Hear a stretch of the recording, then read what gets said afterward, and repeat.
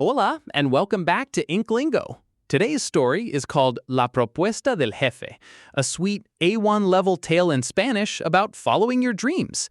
In the InkLingo app, you can tap any word to translate it instantly, save new vocabulary, and track your progress. Before we begin, let's warm up with some key words. Oportunidad means opportunity. Realidad means reality. Famosa means famous. Chef de postres means pastry chef. Propuesta means proposal. Here's the setup.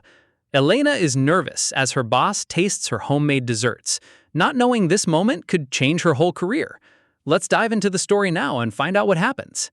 El señor Martínez mira la caja de pasteles. Elena tiene miedo. Él toma un suspiro de alegría y lo come muy despacio. De repente, los ojos del señor Martínez se abren mucho. Él sonríe. Es una sonrisa muy grande.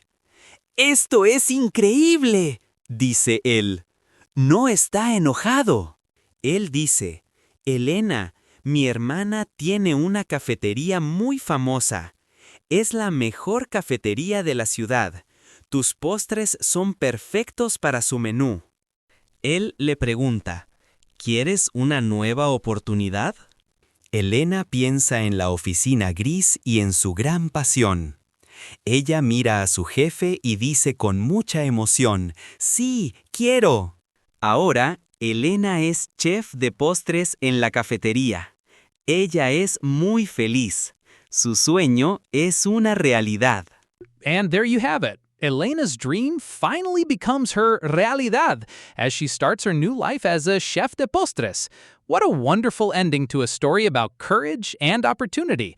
If you want to read more stories with tap to translate, word saving, karaoke highlighting, progression tracking, and many more features, check out the InkLingo app. You can also read hundreds of stories for free on the website at inklingo.app.